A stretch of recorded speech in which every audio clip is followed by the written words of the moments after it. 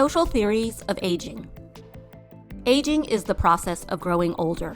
It is a normal phenomenon, a slow, imperceptibly degenerative process involving physical deterioration. We age biologically, socially, psychologically, and spiritually. Social theories of aging are concerned with expected progressions from midlife to older life. There are three sociological perspectives: functionalist, conflict, and symbolic interactionism. Each has subcategories.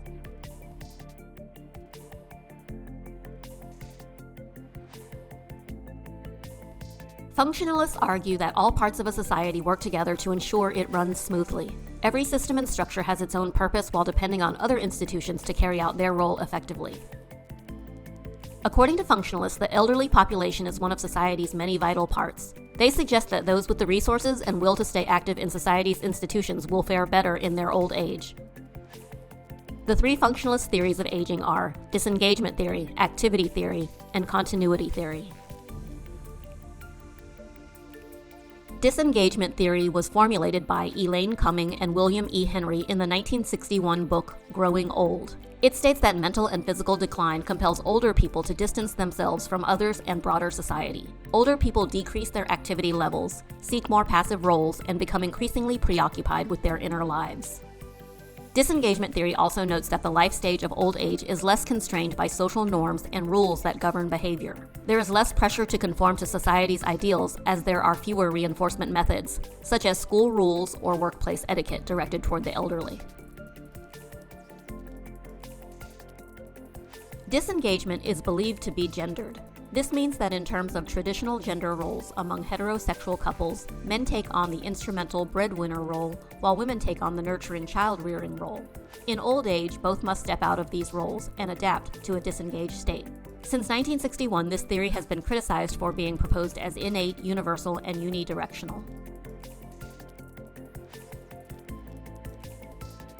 The activity theory was developed by Robert J. Havighurst, Bernice Newgarden, and Sheldon S. Tobin in 1963. It is also known as the implicit theory of aging, normal theory of aging, or lay theory of aging. It states that optimal aging occurs when individuals participate in activities and relationships known as the busy ethic. Being engaged in such in old age helps elders find new familial, social, and professional roles to replace old ones that are no longer tenable. At elderly homes, this is the basis for many communal activities such as games, movies, gardening, etc., that are thought to bring purpose, community, and happiness. Critics of the activity theory state that it overlooks inequalities in health and economics that hinder some older people from engaging in certain activities or being presented with the same opportunities. Also, some older adults do not want to engage in new challenges or group activities. For them, informal activities and personal hobbies and interests may be more important for happiness, satisfaction, and fulfillment. The continuity theory says that old age is not a separate phase of life, but rather a continuation, and that successful aging is characterized by how much continuity the elder has with activities. In this framework, older adults maintain the same activities, behaviors, and relationships as in their earlier years of life, continuing important activities they perceive as continuous. In 1968, George L. Maddox gave an empirical description of the theory in a chapter of Bernice Newgarden's book, Middle Age and Aging, A Reader in Social Psychology. He continued this work through 1989 in The Gerontologist, A Continuity Theory of Normal Aging, and in 1999 with the book Continuity and Adaptation in Aging, Creating Positive Experiences. The theory also says the internal structure of an individual, such as personality, ideas, and beliefs, remains constant throughout the life course. The individual makes decisions based on their internal foundation of the past. The external structure of an individual, such as relationships and social roles, provides support for maintaining a stable self-concept and lifestyle. This could take the form of attending a particular community event once a week, every week, in the same place and with the same people.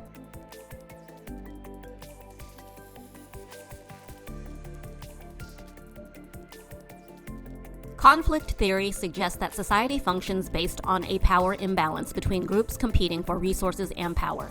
For example, Marxists indicate that society is unstable due to the conflict between the rich bourgeoisie, the ruling class, and the poor proletariat, the working class. Feminists believe society is patriarchal, where men dominate and women are oppressed. When applying this framework to age, conflict theorists suggest that the elderly struggle against younger people for resources. For example, some argue that the high costs of Social Security and Medicare are unfair because the senior community appears to take up most of the resources that these services offer.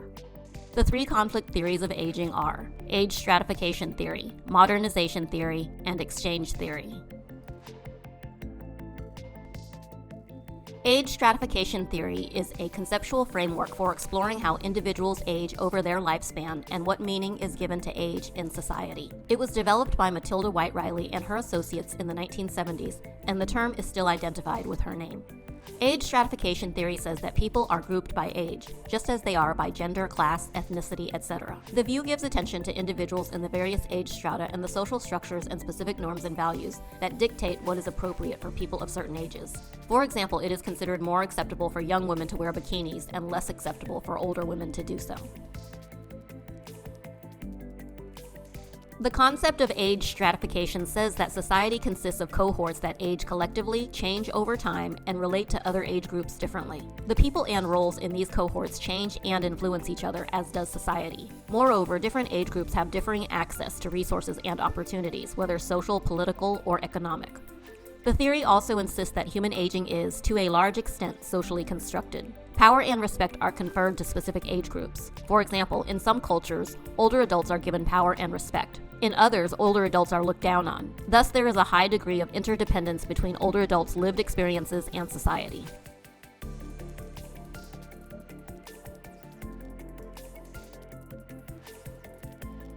Modernization theory originated from the ideas of German psychologist Max Weber, which provided the basis for the modernization paradigm developed by Harvard psychologist Talcott Parsons.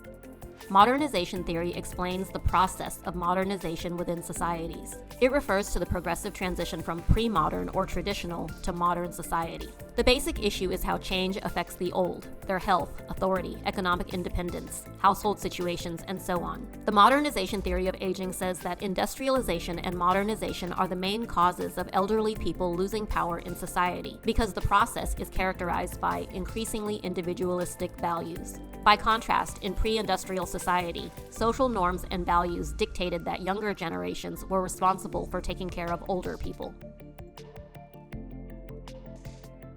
These days, the nuclear family, typically a couple and their children, has somewhat replaced the extended family. Parents, children, aunts, uncles, grandparents, cousins, etc. The extended family model provides a place and specific role for older people, even when they are less able to contribute economically to society. However, with nuclear families replacing extended families, people have less of an established role in their old age and thus feel less belonging. The social responsibility of caring for elders is now considered voluntary rather than obligatory, and the elderly may be seen as a non-productive economic burden to middle-aged and younger adults.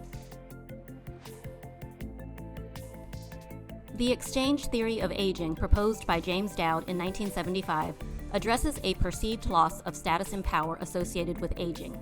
It proposes that the relationship between individuals is generated by the pursuit of rewards and benefits and the avoidance of costs and punishment. The social status of a person is determined by the ratio of rewards to costs associated with interaction with that person.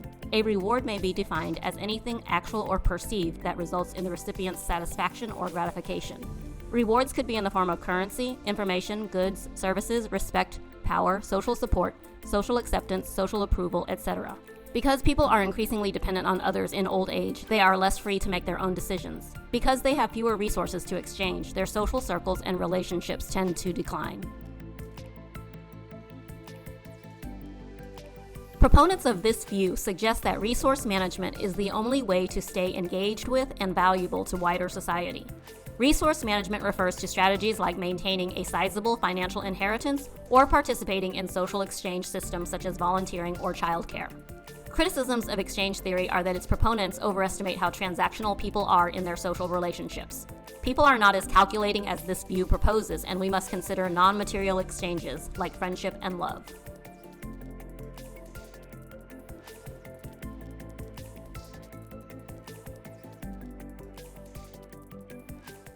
Symbolic interactionist theories examine how societies are built from everyday interactions. People understand the world, their own identities, and other people's identities through cultural symbols.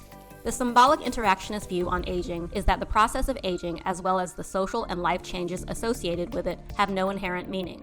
All ideas we associate with aging have been created by society. They are socially constructed.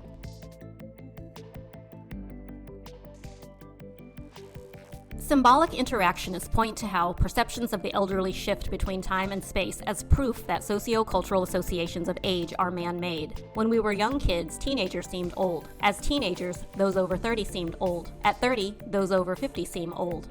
Furthermore, certain factors determine whether we perceive or label someone as old. Physical characteristics such as baldness, body aches, wrinkles, or white hair. Personal histories such as certain illnesses or accidents may make people seem older sooner than expected. Gender, we perceive the age of men and women differently. The former may be labeled mature and the latter old. Finally, social norms also lay out timetables that indicate when people are considered old. Retirement, for example, as a marker of old age. The symbolic interactionist theories are subculture of aging theory, selective optimization with compensation theory, and gerotranscendence. The subculture of aging theory says that the elderly form a shared community when they are excluded from wider society. This can be intentional or accidental. Either way, with awareness that they are not just a social category but members of a social group with common problems and a distinctive subculture, the elderly keep to themselves and form new relationships, rituals, and behavioral patterns with their fellow community members.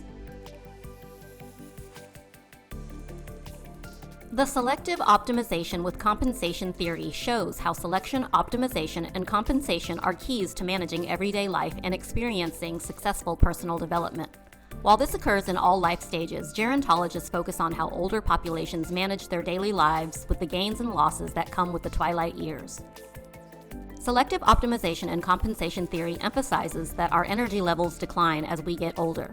To compensate, we carefully choose personal goals to give what energy we have, ones that are maximally satisfying and fulfilling. This way, we can make up for the losses of wider social, economic, and physical achievements that we had in previous life stages. This theory considers the fact of physical decline that is proposed in disengagement theory, but sees it more positively. It believes disengagement from wider society means that the elderly can reserve their time and energy for the most meaningful and important activities. Gerotranscendence was introduced by Lars Tornstam, a Swedish gerontologist who wrote the book Gerotranscendence, a developmental theory of positive aging. The book offers these descriptors. Gerotranscendence is regarded as the final stage in a natural progression towards maturation and wisdom. The theory of gerotranscendence describes new understandings of the self, relationships to others, and fundamental existential questions. Simply put, gerotranscendence is a shift in meta-perspective, from a materialistic and rational view of the world to a more cosmic and transcendent one, normally accompanied by an increase in life satisfaction.